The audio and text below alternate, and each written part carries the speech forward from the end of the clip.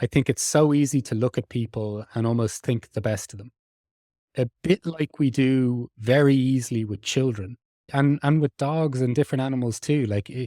I have a dog and I have an 18-month-old daughter. If I look at how some people approach them and they know nothing about them, and they just and they're transfixed by them, and they fall into this reverie and this love. And I think in these moments of attention that we genuinely feel love for each other. Like it's not it's not restricted to some romantic or familial sense. I just think our capacity to feel, to notice, to be sincere, to subtly observe, I think it's just been bombarded these days with through so many different methods that we've lost complete contact to just what is here, what is present, and what can be sensed.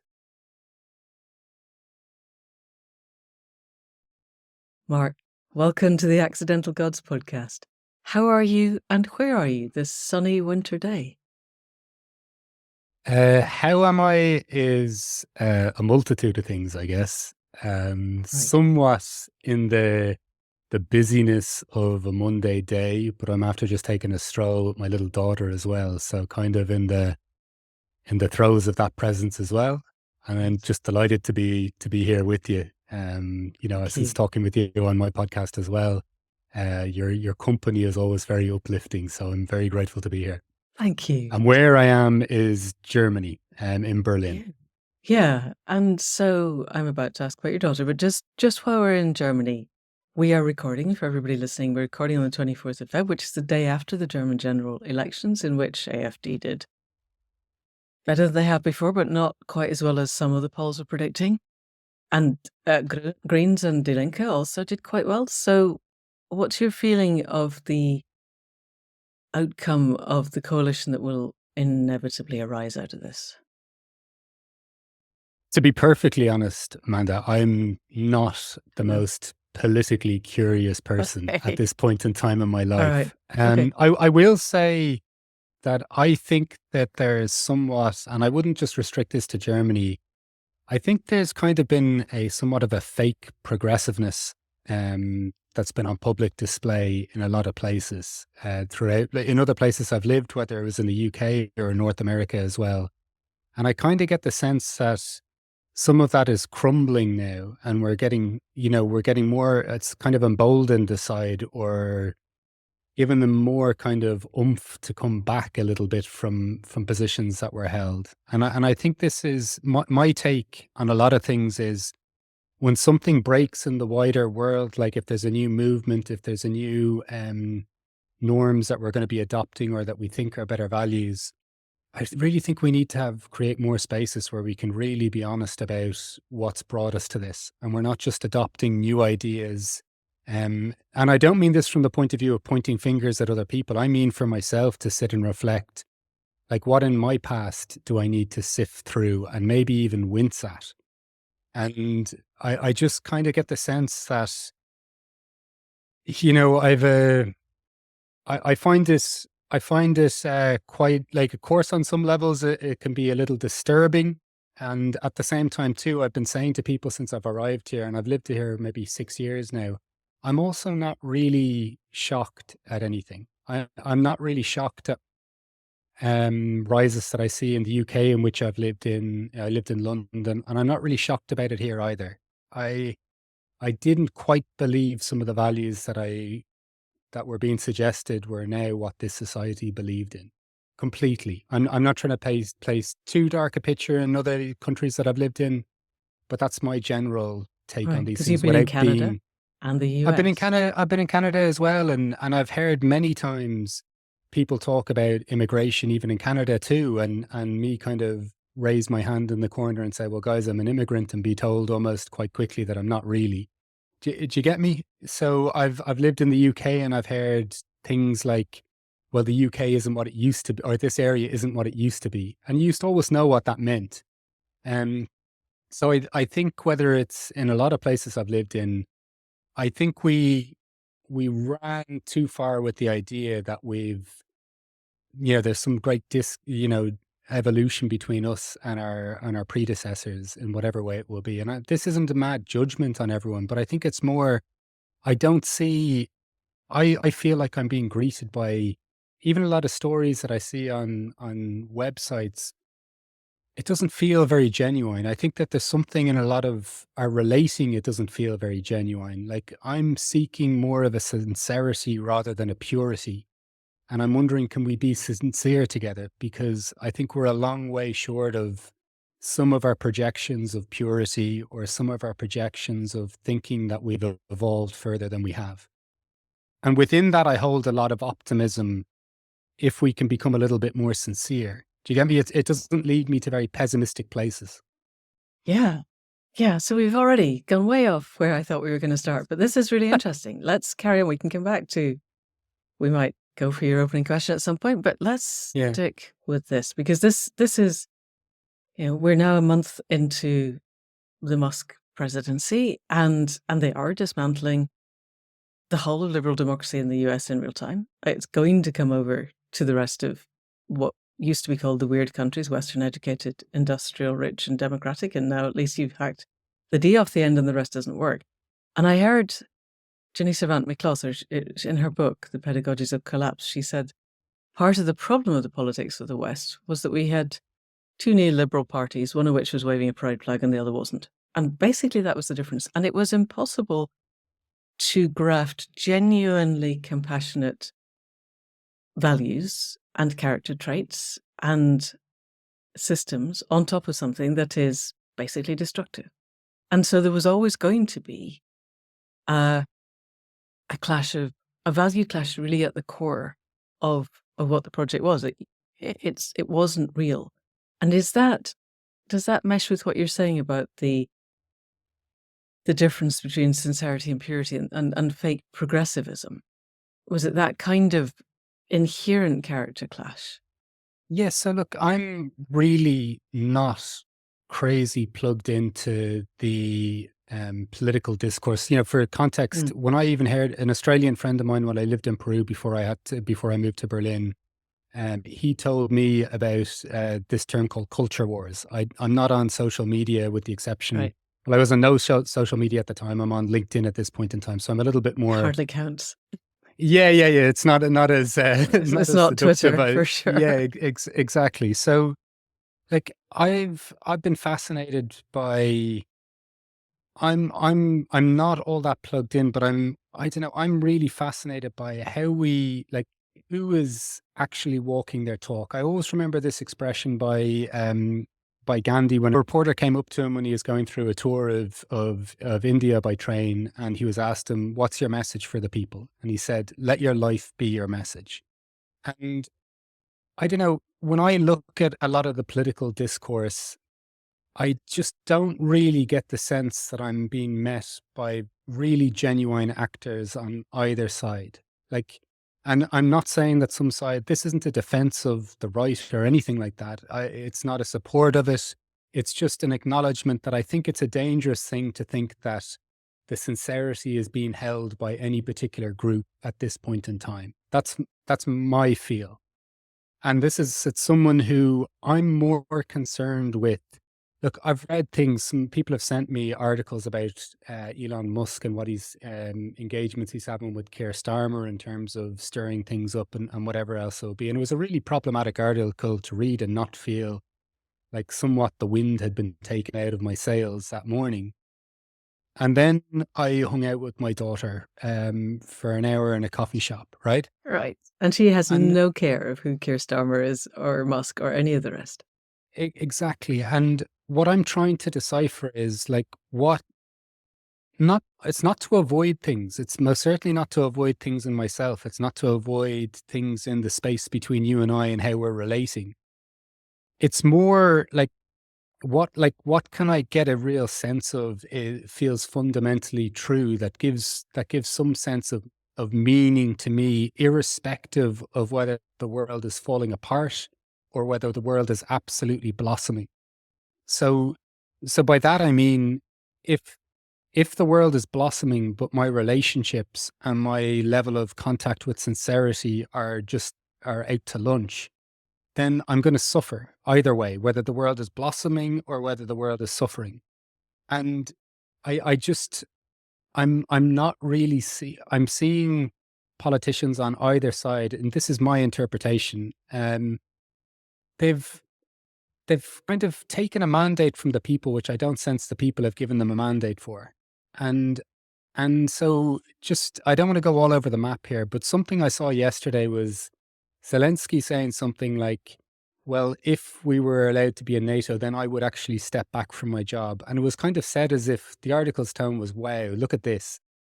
And the war would end. And I was like, what sort of grandiose ideas of ourselves are this, that it would be considered somewhat wonderful of a human being to sacrifice their present role, which they'd get another role for in the face of a war ending. Yeah, Like, quite. Yes. How many people need to die before that stops looking like like, a sensible thing to do? like, Yes. so this is where there's a kind of a disconnect between me, and I'm really trying to focus on what is here right now between me and the people in my life, the people in my neighborhood. And so I'm not trying to skirt your question and maybe just move away from my complete ineptitude to answer it with any kind of founded thing. But so it's not this, oh, I'm just going to go focus on myself. Absolutely not. It's, I'm going to focus on the relationships that are in my vicinity, because I've a hard time listening. Sometimes I listen to people that talk about a polycrisis or a meta crisis, and they talk in these really intellectual ways that sometimes I feel are lacking heart. A generalization there, but that's what I feel. And then I also wonder, if someone's coming up with a theory to save the world, if it doesn't involve saying hello to your neighbor. It's a bit like that line from Vendetta when he says something like, well, a revolution without dancing, what kind of revolution would that be? If we're coming up with an idea to save the world, or not save the world, but to create a better life or community or way of relating with each other, saying hello to your neighbor to me has been one of the most fundamental changes I've made in my life over the last 6 years. So I'm kind of left with what's the felt lived experience of my life versus what's the noise that's going on around inside it, and then how genuine a sense do I get that people are being sincere in their communication. Right.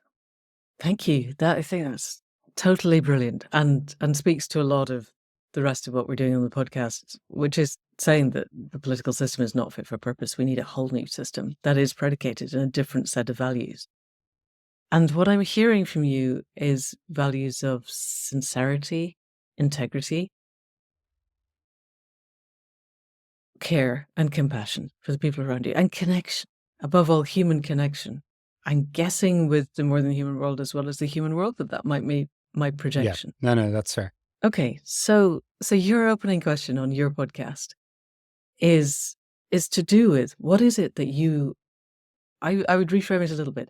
What is it that is your guiding light, or the thing that your North Star throughout your life, and or at least at this part of your life? What is it that you take as your guidance? Simply human connection. And I would say not solely human connection. I guess we'll go in a few different stages. It's connection with myself, connection with humans, and then connection with the outer world, right? So, I don't say that in terms of a hierarchy. I say that in terms of an order in which I've noticed it occur.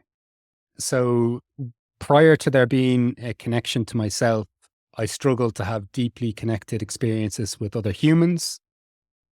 Prior to that expansion, I probably found it, I wasn't, sometimes I could just be wandering around the street here and this may sound strange, but if there's a tree there that I think that makes a good fit for a hug, I might give it a hug, and I feel something. I feel something very deeply with it. So I think it's in that order, but really the connection piece, or the human connection piece, I've noticed in my life, and for some context, I'd left a career in finance. I left it without any plan whatsoever. I ended up spending a year in Peru because I'd become really fascinated with modes of inquiry, whether it's meditation, philosophy, journaling, explorations with psychology and a therapist, and the things of this nature. Can you Then, just briefly say why Peru was the answer to all of those? Because I could think of a dozen other places that could equally be. What was it about Peru that drew you? really, it all happened in a significant whim. So I ended up in I guess for further context, I'd taken a sabbatical when I was 32. I went to India for 3 or 4 months. I met my now German wife in northern India. Neither of us had a clue about what we wanted to do. So an ex-CEO of mine got in touch with me. He said, can you please move back? We'll give you a signing fee. We'll give you a moving fee. I'd already known that finance wasn't for me. I told my wife I'd go back as a mercenary. And literally that I'd carry on my meditation. I wouldn't be drinking. I wouldn't be doing any of this stuff. And this is what I was going to do. I got to a point where things worked out really well from that. I was going to leave it. And then another company came in and offered me a 40% increase. And then I looked at my wife and I kind of said, or I could do this for another year or two and then we'd be really set up. This was kind of the framing for it. The weekend before I was supposed to start that job, I was laying in a bed doing a body scan. And I just got like a whiplash of like electricity through my body. And it was just very clear. Like it didn't come with words, but I called up my wife and I said, there's no way, because she was still back in Germany. Was after the Christmas period. I said to her, there's no way I can do this job. There was toing and froing. It was the money that was going to pull me back in, nothing else. And so she said, cool, where are we off to? And I said, I don't know. Marius says the Sacred Valley in Peru is good. Marius was a friend of mine living in London that I knew when I lived there. And he had just mentioned it. And so we just did it on a whim. We had done no research about Peru. We booked a hotel for 2 or 3 nights, did a little bit of research there, and then settled in the Sacred Valley for a year. So there was really very little research or thought that was put into this. But a lot of energetic connections. Tell me a little bit more about doing body scans. And is this now something that you do regularly? And how do you perceive, other than those big moments of this is not going to happen, how do you perceive connectivity in your body-mind? It's interesting. It's hard to put words to it, was my immediate reaction. And so I was curious as to where the hell I would go with this answer. I think that I'm really interested to to test the subtlety of my perception in a number of different expressions or modalities. And I think a really big part of that, and even being able to perceive, the connection between you and I, is obviously knowing then even what's mine ahead of an interaction with somebody else, or what's mine presently. And of course, nothing can live in isolation with me. But for whatever reason, this is what I'm experiencing. This has nothing to do with you, but it's present in my body as we're speaking. And so I don't really have fixed methodologies or practices at this point. And I did, like, there were times where I went through, Vipassana was a very interesting insight into some of this, initially doing some retreats, really paying attention to what was in my body. And that expanded even just into a more casual sense of just checking in with my body on very frequent basis, whether that could be out in public or not. And then just laying on a floor, really, I found, without anything bent or folded or anything like that, and just really noticing what's moving around in me. And I find it just, I don't know, it's just a constant well of information, of wisdom too, if listened to, and not in the wisdom sense of, when that experience happened to me, it's not like words accompanied that. You must leave your job and go to Peru. Absolutely not. It was just like, wow, that feels really substantial. And yes, it can be even in more subtle ways that comes about.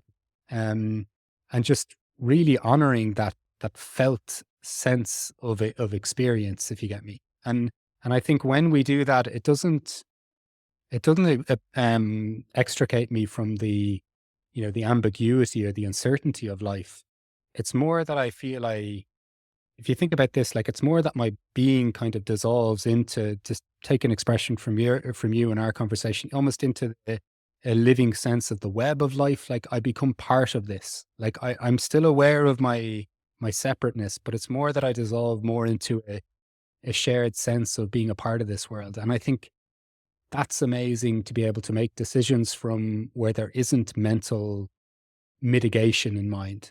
Like, it's like, it gives a freedom to jump, a freedom to leap. And as you say, it's not just in those big moments in life, but even in a conversation, like, I'm sensing something very strongly right now. can I trust myself to introduce that into the conversation and that it will be received? So I think there's a lot of things in which I just notice a greater subtlety of my own experience. And it can be body scans, but it can be a number of ways. I think that's just a really, I don't know, it's a beautiful way of connecting with this life. Absolutely. And it seems to me, even just speaking about this and speaking with you and the quality of the eye contact that we're making over the Zoom, my heart space feels wider, deeper, bigger, and more resonant. There's a kind of a sense of a resonating frequency that is different when I'm talking with someone where there's a genuine connection than either when I'm on my own or talking with someone where it's more of a we're just making up noises at each other. Does Yeah. that make sense? And is that something that you would recognize? Yeah, that's absolutely something. And I think though that there's something to this. I think a lot of people kind of get involved in their kind of their spiritual journey or their life, if even if they wanted to call it self-development or inner work, whatever terminology people wanted to use. And it becomes very separate. Like Mm. we end up, exploring meditate, like mindfulness almost becomes this compartmentalized exercise where I'm going to meditate and I did this a lot at the start, particularly when I was really into Vipassana. I was an hour in the morning and an hour in the evening, and I felt I was really, I was a real Right. meditator. And Tick those boxes. yeah, absolutely. And tell everyone that I was really meditating, and tell people who weren't meditating that it was probably about time they started meditating. I was a real delight, Amanda, Okay. as you can imagine, right? Yeah. And yeah. So with it though, it's, and all this is fine too. It's a part of I think it's almost Yeah. just part of the journey It's at a this phase we stage. go through for sure. But Yeah. with it though, I think we fall into the trap of trying to unravel this siphoned off expression of or part like that almost part of the puzzle, i.e., ourselves in connection with the rest of the world. And we almost try to figure out everything in isolation. Right. And even our ways then of noticing, they become so reduced. We say we're really going to pay attention in this context. Like when I'm meditating, I'm going to be uber mindful and cognizant of what's going on. But in the rest of the day, then I'll be on my phone, I'll be on my laptop, I'll be on everything else, and I just won't pay attention to things. I think this connection between us, if two people don't get in the way of it, I think this is like this is heaven. Like Mm. this is real heaven on earth stuff. Mm. Um, and I think the beautiful thing is, I think it's abundant. I don't think there's any Yeah. scarcity around it, Yeah. and it's innate. And I really think that there's just so many things in our lives now that interfere with that. That either through malevolent intentions or just the mayhem of existence, and nobody can really plan or figure this out in advance. But I really think that there's a capacity to feel that connection like you're alluding to. Yeah. It doesn't even feel like it's invisible to me. It feels like, that I could even move with it. Like Yeah. It that if becomes a somebody dance. Back to V for Vendetta again. We're dancing. It's just completely. less physical and more energetic. And I'm wondering, because you hold your silent conversations, which are not wholly silent, but they sound like they give a lot of space for this to happen online. I Mm. can get there online, yes, Yeah. with more than two people. And do you find you get the energetic space becoming as rhythmic as our space is just now when you've got more people? And does it change depending on the quality of your holding? Interesting. Very interesting questions. So first of all, I initially piloted this online thinking this would just be a pilot online, because it wouldn't be that interesting. Do you get me? Like where Yeah, that it yeah. would just be Yeah, I started interesting to teaching go through the shamanic stuff like process that. of it. Yeah. And I was genuinely blown away by it. And in terms of the connection with the group, and it's taking your own view off the page too. So you're just looking at the group. You're not aware of your own appearance on screen. But that's what I do in this, in any conversation as well. I'm really fascinated what is really occurring between us, energetically, whether it's one on one or if it's a group capped at 8 people or whatever it may be. I've been really fascinated by this. there's someone who I know, he does this way of counsel training, which is just a modality of kind of group dialogue, which I find really fascinating. And he was commenting on the same thing. He says he does this in person and he does this online, and he really doesn't notice the difference that much in terms of the energetic exchange. And I think it really says a lot as to our general ways of communicating when we are in an online or Zoom space. Like, it probably says a lot about the formality that's usually introduced. It probably says a lot about the decorum that has to be upheld. And I think there's a lot of ways in which we think are socially correct ways to behave, which do nothing to share or give a hint or an expression of our wildness, our humanity. So I think we're going to find these kind of places a little bit deadened anyway. Um, for me, what I'm really intrigued by is, there are moments in these conversations where people can say things like, I felt the other people are in the room with me. Um, and really a lot of I guess what I'm trying to do with a lot of experiments that I'm doing, even if it's the podcast or these conversations, it's to kind of play with modes of communication and to kind of see what's there and what isn't there, and what we're assuming that we don't need to assume, um, what we think are helpful stories to share, but they're really not that helpful. By that I mean, I think you may have experienced this in maybe if you've traveled and gone to other parts of the world and maybe your own inquiries, you can get to some environments where people are very quick off the mark to share their deep traumas or things that that they've processed and whatever it might be. And they just kind of landed on you very quickly in a conversation. And I don't know what to do with that. Mm, Do you get me? Like, you've told sure. me something that's by all accounts quite traumatic, but you don't feel connected to that. And so it's not coming from now. I think it's something you share very frequently with Right. people. This is a story, and you're just telling me the story. Yes. Exactly. And so I feel very little intimacy and I feel very little connection between you and I when you do this. What I've noticed, what somebody could just say something very innocuous, like, so with the way these are structured, as you alluded to, it's not complete silence. There could be 15 minutes of silence we sit at the start. Then there's time to reflect on what we all experienced, confined to that.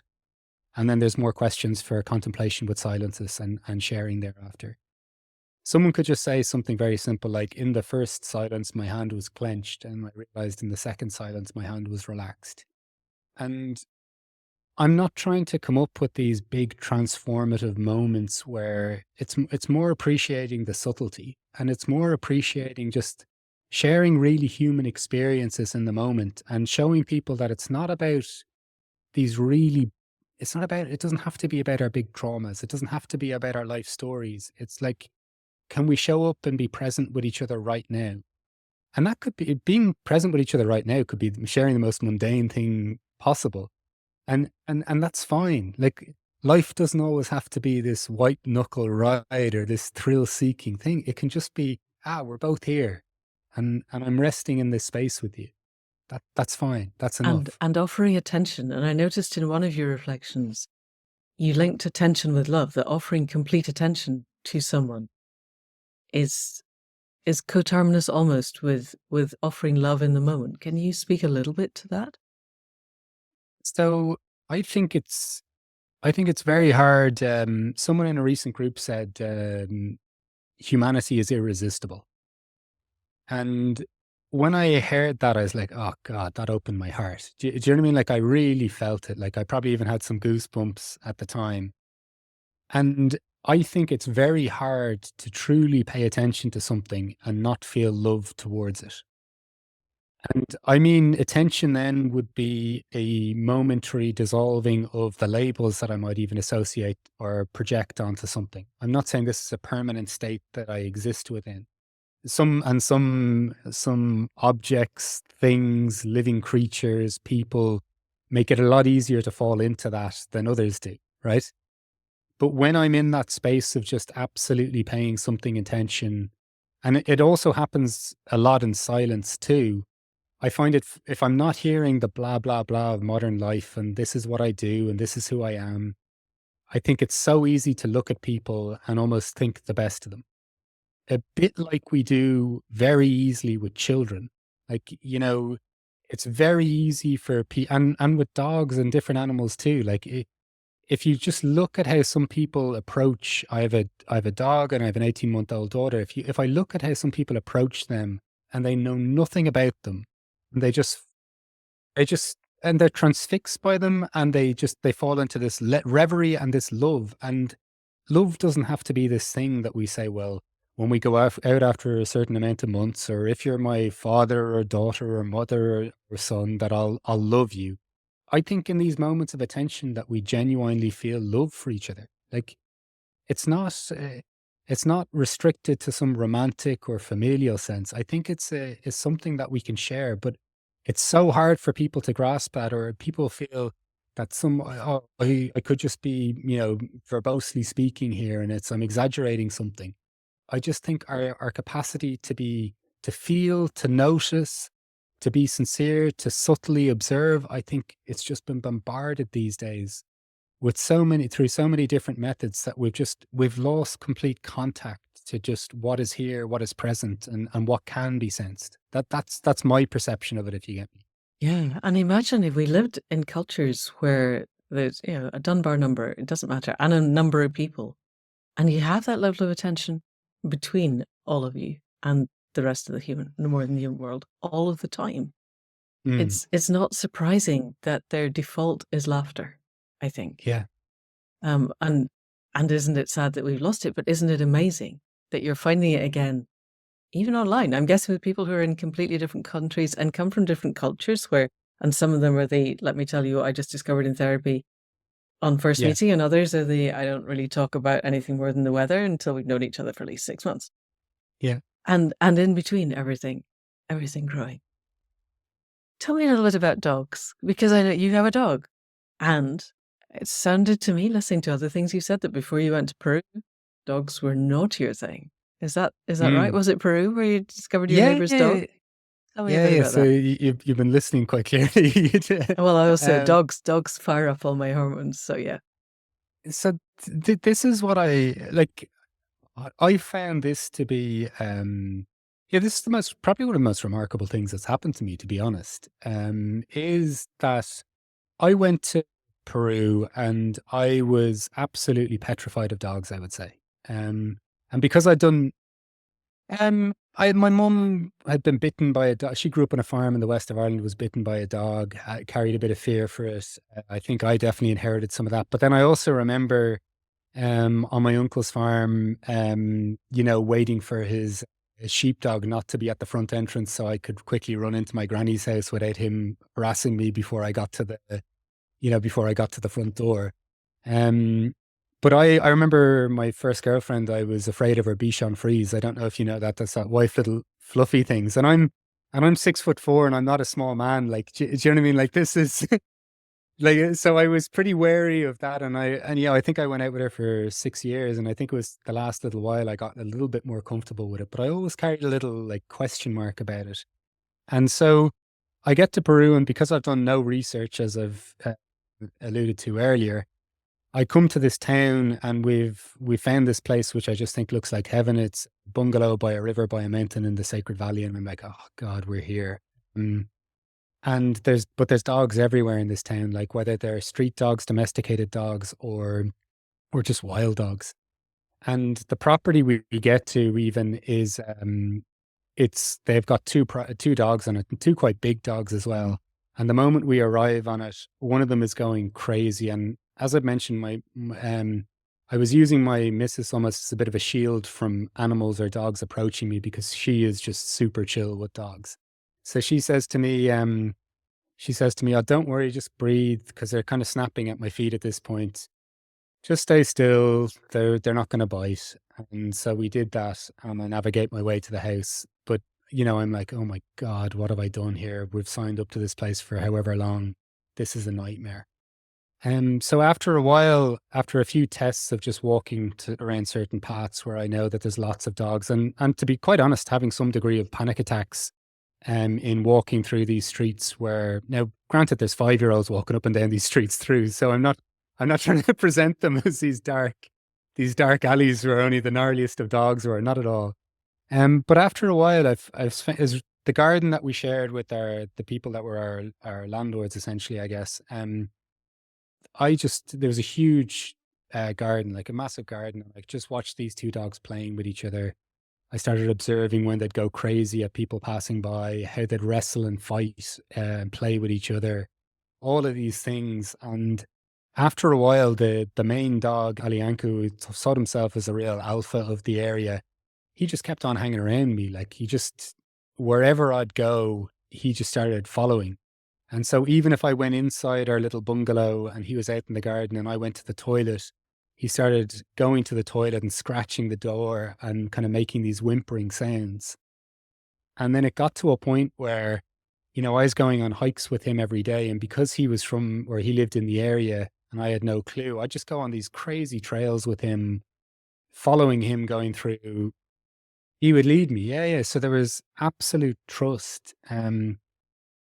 So I went from absolutely fearing dogs then to having this bond with one creature who I never, apart from, let's say, any year with my wife, but I'd never would have spent as much time with any other creature apart from, I'm calling my wife a creature too. We're all creatures, if you know what I mean. Creatures. And you hadn't, your daughter was not born at that Not point, around at obviously. this stage. So, Yeah, yeah. And as much as I did with this dog, Alianku. And it's like by the end of that trip, I was feeding like dogs on the streets. I was going for hikes with like packs of dogs.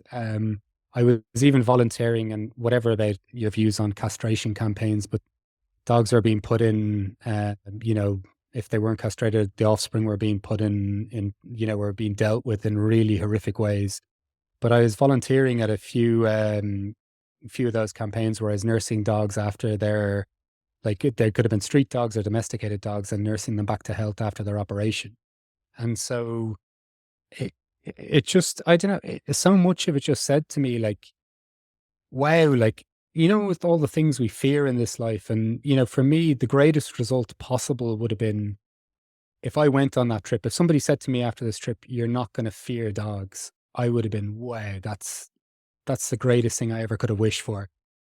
If you could have told me that I'd absolutely love and adore dogs, that literally would have just, I couldn't have even have conceived of it. I couldn't even like thought of that as a possibility.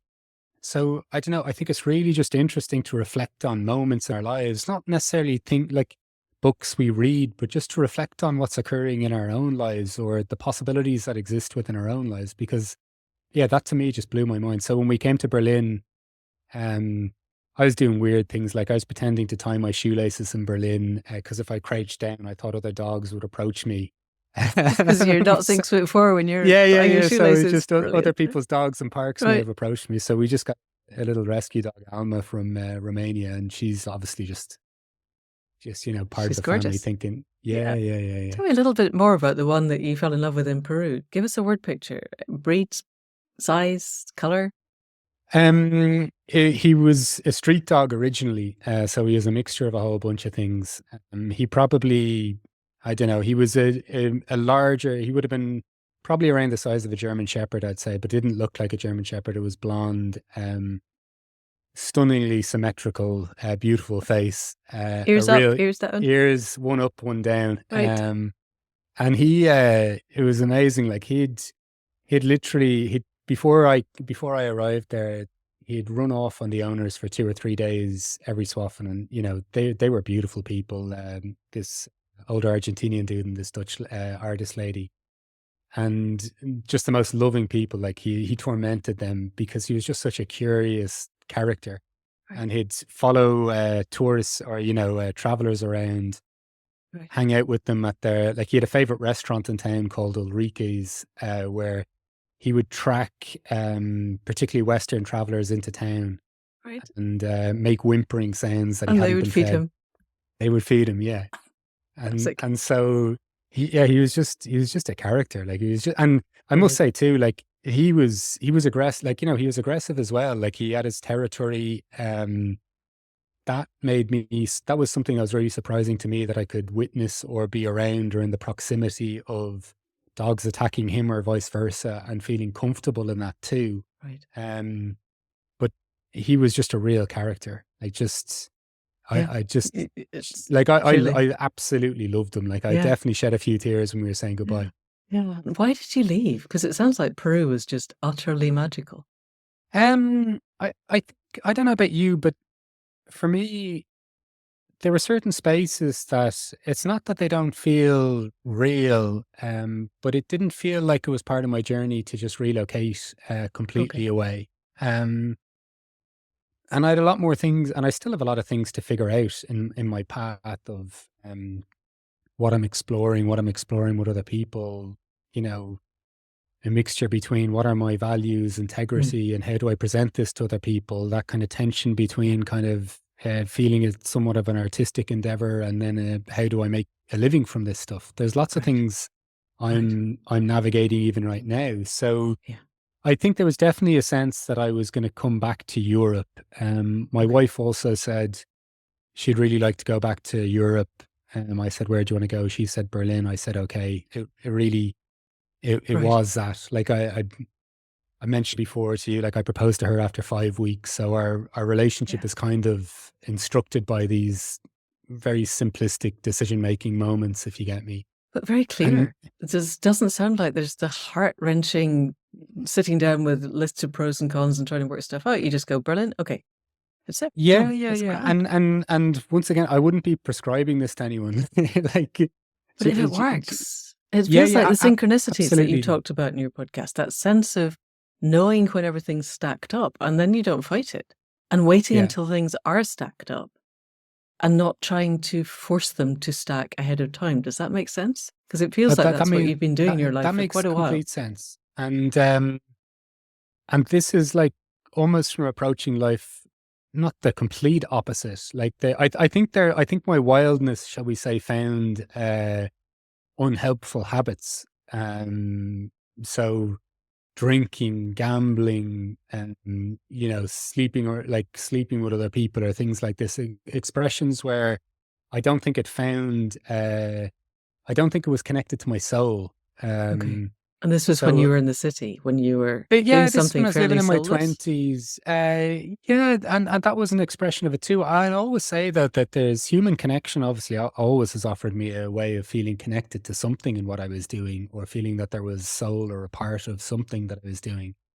But yeah, definitely just I don't know, there wasn't a maturity to my impulsiveness, if you get me. It wasn't Mm, connected to any kind of sense of feeling. I had a subtle perception of what was going on in my life. I think I was probably driven away from I was driven away from what I felt uncomfortable or what felt painful, okay. so that I couldn't really trust my intuition or my I don't even want to say impulsive in a negative sense, but that I could have the capacity to make an impulsive decision or an intuitive decision that Mm, actually would lead me to somewhere more interesting or right.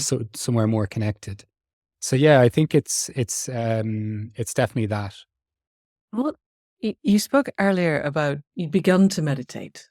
So there was clearly, was there a shift or was there a gradual understanding or a sense of, I feel sometimes there's a kind of ache in people Hmm.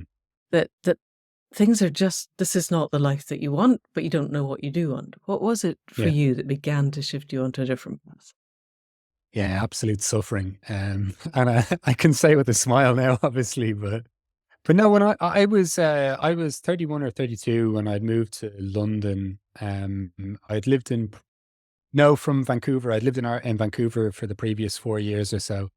And so I think I'd come to the end of my tether in being able to uphold the projection of myself that I'd created. I guess that would be a way of describing it. And by that, I would mean that, like, in intimate relationships, I'd feel very uncomfortable, like extremely insecure. And yes, in my relation, in my experiences of starting the dating process, or if I'd met someone in a bar, confidence would have been a word associated with me. So if somebody said, I really, if we were starting a relation, I really love your confidence, I was like, God, like now I'm not going to be able to show or express that I feel really like I struggle with trust, or I struggle with not feeling jealous or whatever it may be. And then to realizing, I guess, by the time I went to London, a relationship had ended and it clearly wasn't the other person's fault. Do you know what I mean? Like it just other relationships, I'm not saying it were other people's fault. I could also see that there was more of a dance involved. In this circumstance, it wasn't. It was, I started to express things that just were not going to be sustainable if I ever wanted to find a, a satisfying, loving relationship. And so it started off with seeing a psychologist, and Not it a started off therapist, from, an actual uh, psychologist? yeah, a Okay. psychologist, yeah. So it started off with them saying to me, it was just a recommendation. I couldn't have told you anything about whether it's a therapist, a psychotherapist, a psychologist. It was all new to me at that stage. So initially, it started off from some really basic places, like a psychologist asking me, "So how do you feel?" And because then I started reading some books around that time, just sharing psychological theories. She had to ask me 3 times, "How do you feel?" before, and a prompt before I could say how I felt. And it started from there. And but then I became so fascinated by the whole thing. It was like really, So and door open. completely. And look, it was just some really obvious stuff. Like I'd created a narrative that my father leaving the family home one hadn't affected me, and shock horror, it affected me. I know, like, yeah. I know, real. That was a real plot twist to reveal to myself.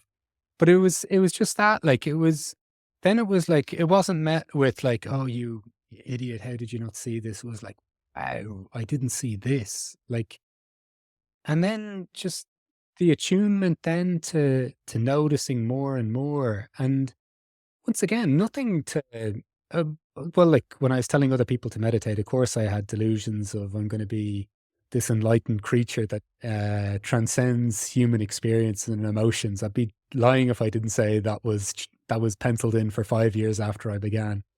Um, but then, just going, "Oh, wow," like even this, like even things where like, "Oh, wow, I see this pattern. I have a sense of this could be triggers for it." Um, I see when I do this, I don't feel particularly good after it. We could be talking about eating or something, whatever, at the weekend. And then now I'm in it and I'm doing it right now again. And I've talked to my very good friend who were trying to be accountable over this. And so the whole thing just became just a revelation and curiosity.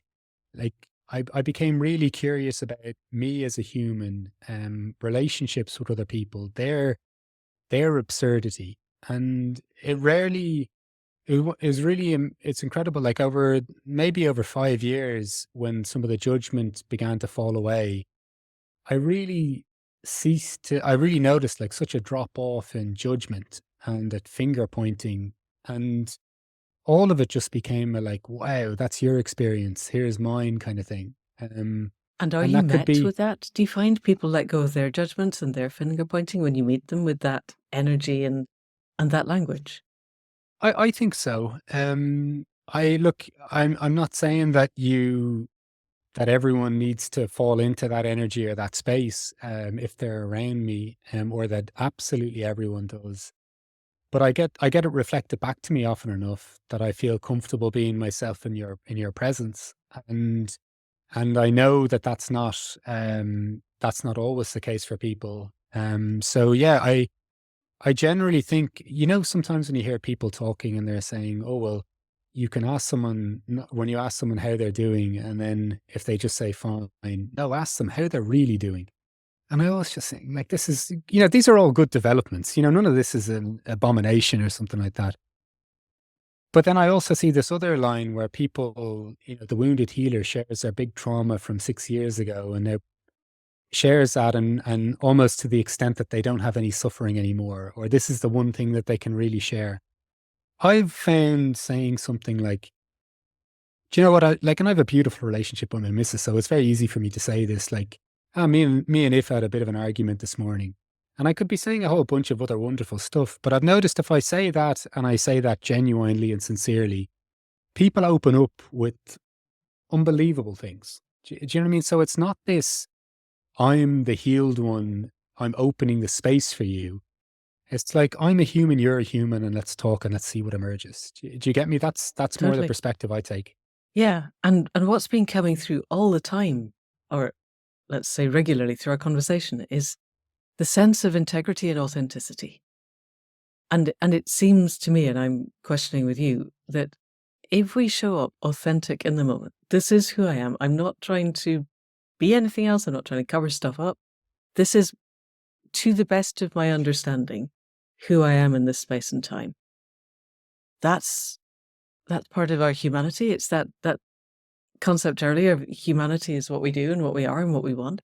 But there's also a huge relief and release to other people. Yeah. Of it's okay to be authentic. It's okay to be honest. And then the challenge and the question is, so what am I actually feeling? Who am I in this moment? How does that land? That's what I see as just like a huge part of, I don't know, my curiosity or my work even, I'd say, if you get me. And just, Yeah. but more like when I say my work, I don't even make the distinction of this is my professional life and this is my personal Right. life. No, I The whole wanted to thing talk about that is, in a minute. yeah, Exactly that. the whole Yeah. thing is part of it, and it's just a giant exploration. I think it's a real kindness to ourselves and the other person, Mm. to do that. And really, from my point of view, like I see so many people struggle with a sense of belonging and a sense of self-acceptance.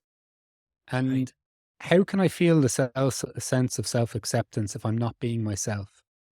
How can I Right. truly connect with another person if I'm not showing myself? How can they?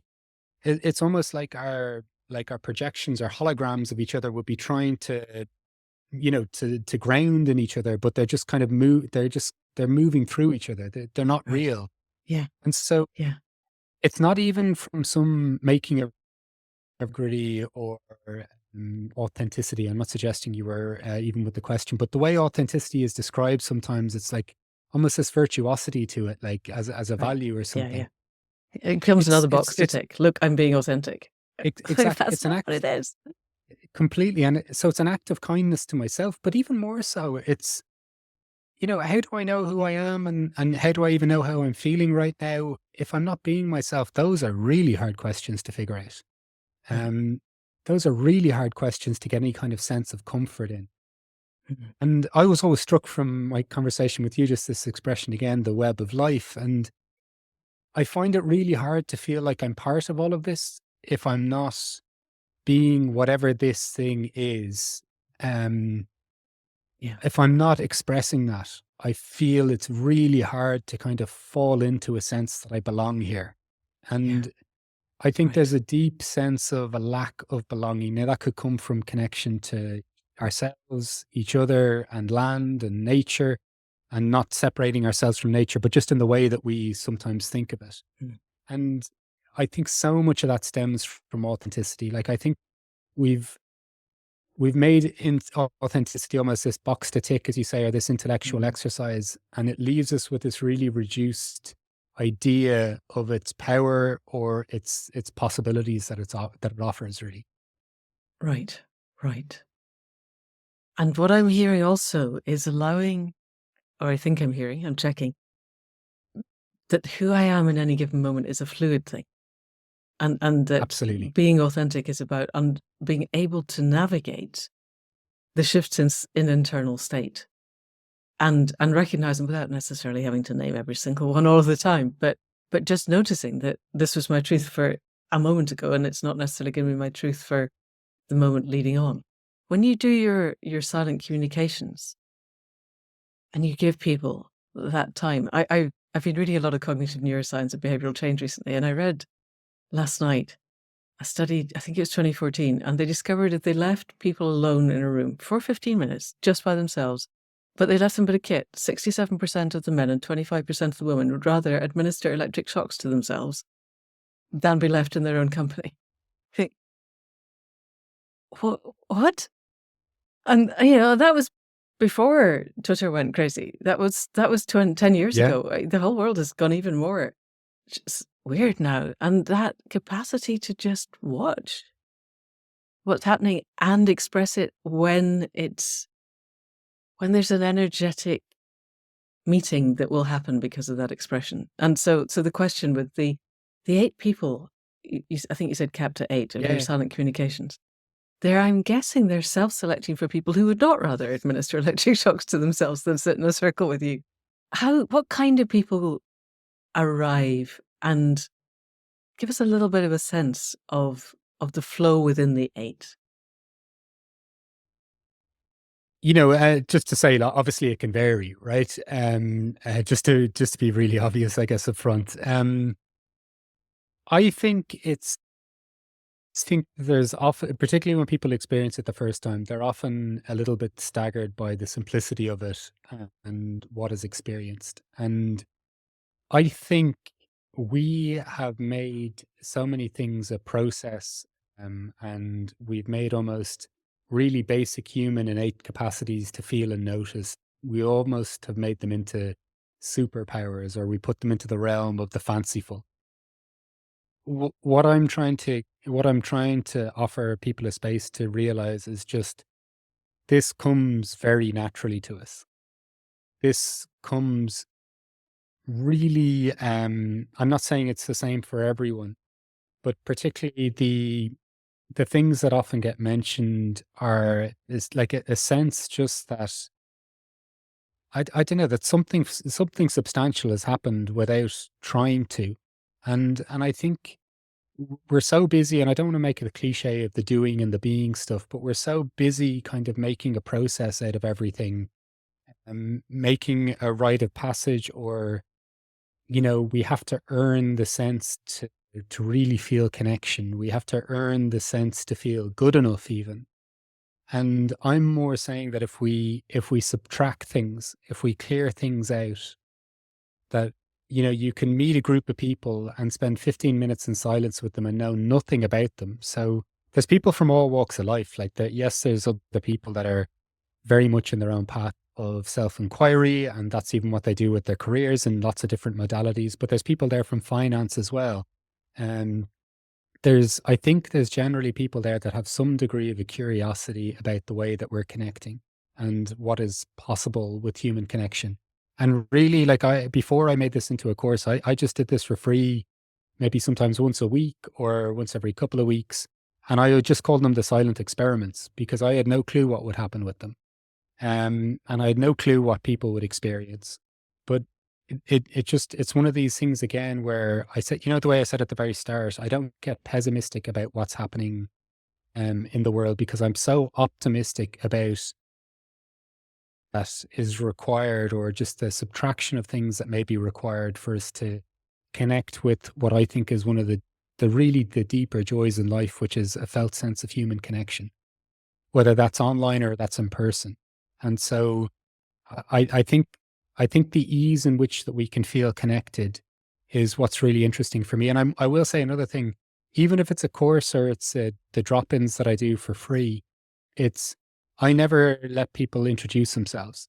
So I'd never get on the call and say, my name's Mark and I do that. So they can see the name of someone on it. But you don't hear what their role is, because I think this is one of the great separators. Like, language can be wonderful, but we've made it so divisive, and we have so many, very few words seem pure in meaning, like that it could actually convey something of a singular nature that we all agree on. So even if we can just step back from, I work have this amount of kids or family or this amount of pets, or I live here, nobody even hears where the other people are calling in from. And to me, there seems something important to that. Yeah, because then you're just being yourself without all the added structures of words. Yeah. But bizarrely, we're heading towards the end of our hour. There's so much I wanted to talk about. One of the things I really wanted to explore, so however succinctly we can do this, is you were in finance. You were clearly wearing a business suit to work, I guess, which for me defines all kinds of things, worlds that I've never seen. And now you speak quite freely on your blog about being in a space where your income is not guaranteed or structured. And Mm, and you also said on this call that you don't necessarily differentiate between work and not work. What you're doing is what brings you alive. I'm paraphrasing mm. from what you said, but it seems to me this is true. And you have time to go out with your little girl and just spend time being human. And that this is clearly important to you. And if I've understood the process correctly, your path to that has been very intuitive. You spoke recently to someone who does psychic mentoring in a way. And it seems to me that everybody has the capacity to connect in with that sense of, we were talking earlier, the bodily, at least the bodily no, and occasionally the bodily yes, that gets us to a place of flow. So I want to check that I'm right in assuming that's what you've Oh done. yeah, all of this is correct. Yeah. Okay. And then we go with the flow. Some of us go with the flow, and some of us end up in places where that feels really generative and we feel part of something bigger.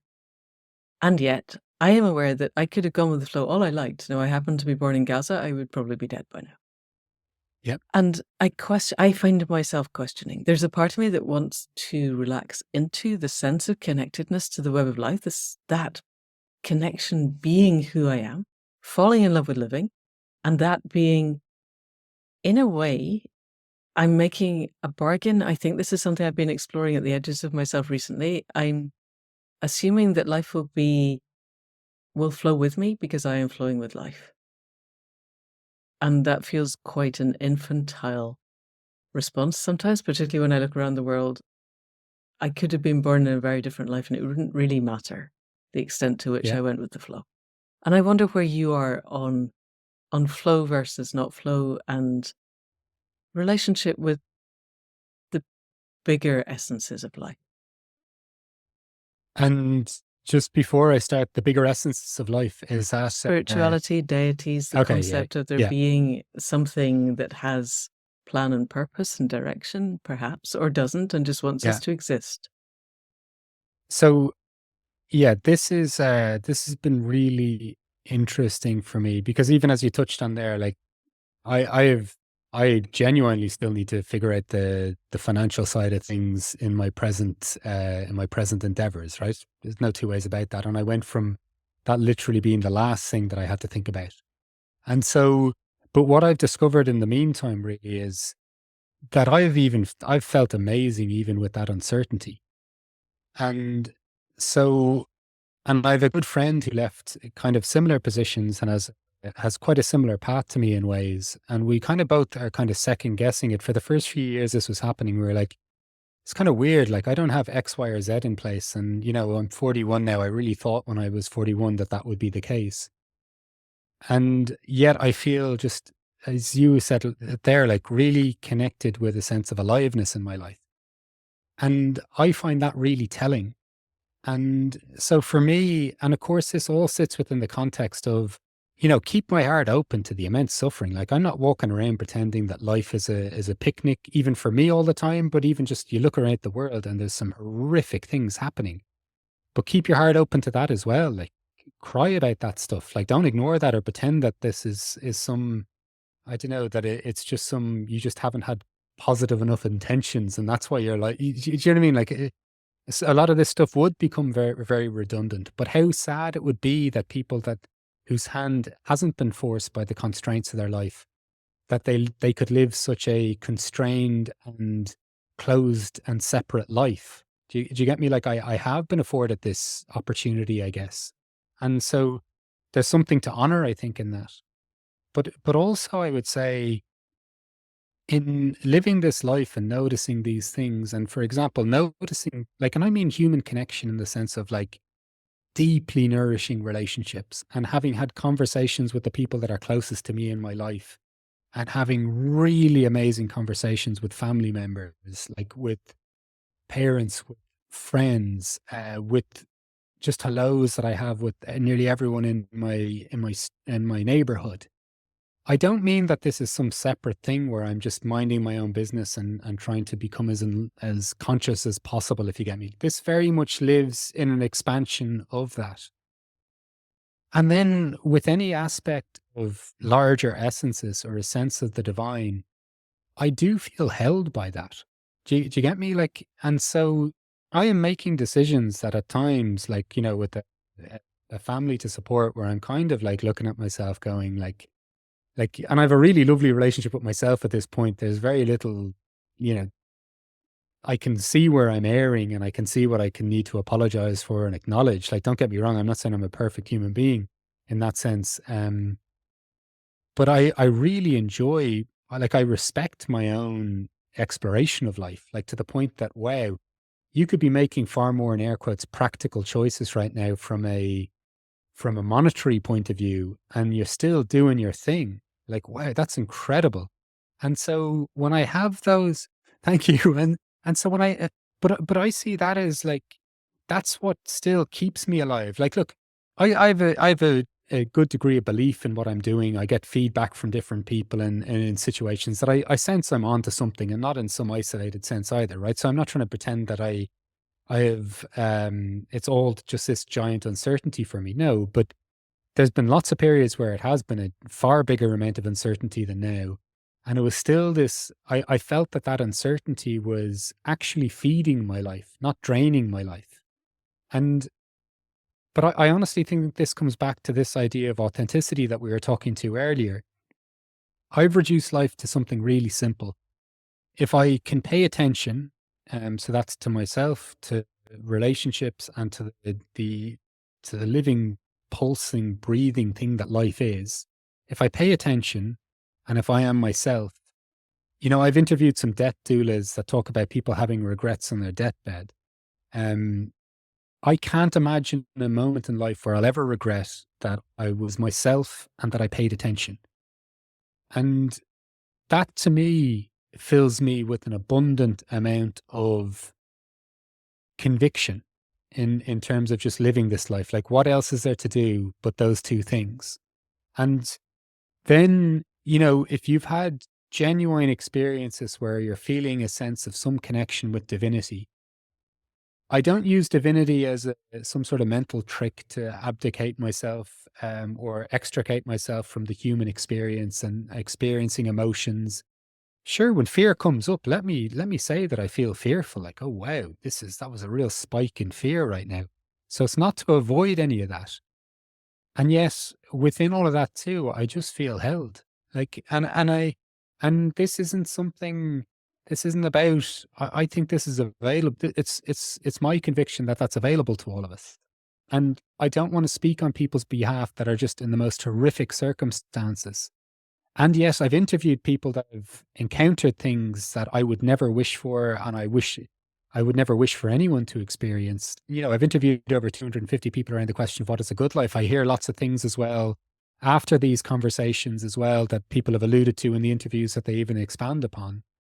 And I'm consistently left with this kind of really weird quirk about life that once somebody has gone through that process, that there is this amazing alchemical kind of capacity within you. I don't want to speak on people's behalf in some really awful situations and say they're grateful that it happened, but they're grateful for the person that they've become. And so when I mix all of those things together, I don't know, it's hard not to have a good life, or It is. it's hard I not am to so appreciate it. resisting asking your final question of mixing all of those things together. What is a good life for you, Mark? But it just seems you just expressed it. This is Yeah. what the good life is. And I feel, and I'm hearing from you, this is a one-way valve. You get to that place where life is magical, and that doesn't stop it potentially at times being really hard, Mm. but it will still be magical in the hardness. So that was literally one thing I was going to add to it, that you've kind of added to it, that I was going to say, which is just, this doesn't guarantee outcomes. Yeah. Like, I'd be hard pressed to say that Vincent van Gogh didn't find some sort of calling in life and he apparently didn't sell a painting. Like, I think we live in such a material, success driven, and success equating to money driven society that we can't even possibly perceive how someone could feel okay if they're not like, smashing the finance side of life, or whatever expression Mm. someone wants to use. This experience of life itself and living becomes its own reward. And it's not about some kind of full summiting and then crashing thereafter. It's just, it's an experience with life. It's a conversation. It's a relationship with life itself that feels nourishing and rewarding in of itself. Like, just in all the moments that, whether it's even in pain or sadness, that you can go, wow, I can feel this. I can sense this right now. And yeah, so I definitely agree with that. Like it moves life away from it being totally obsessed with outcomes. And I think if most of us reflect on it, the outcomes have very, very rarely created any kind of sustained fulfillment, you know? Yeah, for sure. Yes. Yes. We are witnessing the fact that you can be the richest people on the planet and you're still clearly not happy. It's got Completely. nothing to do with your capacity to send rockets to Mars or order infinite number of boxes from Amazon. It's exactly what you said, and it doesn't guarantee that you won't end up being crucified.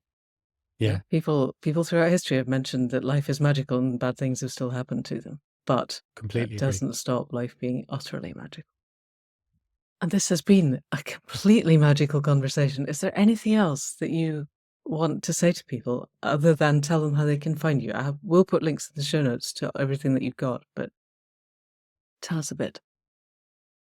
You know, I will just say this, and I've said this, you've listened to the podcast, I say this sometimes, but I would honestly say, because like this, look, there's stuff of cell phone around with me that's had pretty stunning, and it's pretty stunning impact on my life. I don't want to suggest anyone don't carry a cell phone around because that, you know, everyone has their own relationship with that and all sorts of different things, right? I would just say saying hello to people on the street. You know, I read about all we could develop our consciousness and do this or that. I think just acknowledging other human beings, maybe just a leaflet anecdote. I was walking past a kind of a day center for elder people in our neighborhood, with a friend, and he started like, you know, really excitedly waving at this lady behind a window. It's a few blocks down from me. It has these big open windows, and she sat there at the window. I then asked, I forgot to ask him because I think he had to answer his phone or something like this. And then so I forgot to ask him what that was about. And then I asked his wife, what was that about? And she goes, every day we've been walking our dog, we've waved to this lady ever since we first waved to her. And they've had this relationship she's described where after they initially, you know, she saw her getting pregnant, the woman gesticulated to her, oh my God, you're pregnant. And this is all just through these tiny moments. Then her son was born, and then her son, like the lady's just losing her mind behind the window. They've never gone in. And then when the son is growing and he's walking now, he's waving at this lady too. And I just mentioned that purely from the point of view of like, we don't have to even make these huge sacrifices.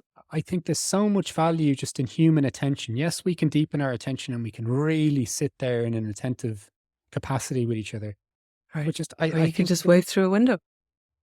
and listening to this woman talk about this experience, like she has developed a real sense of intimacy with someone that has literally required a wave and a smile through a window. So I would just say, just play and experiment with this gift of human connection that we're given, because it, it really like it creates staggering ways of being, of feeling, of being seen, of seeing that I don't know, it's not complicated. Like, and I'm not trying to oversimplify something, but in this case, it really feels that simple to me. So I'll just leave people with that, I guess. That's beautiful. Thank you so much. All right.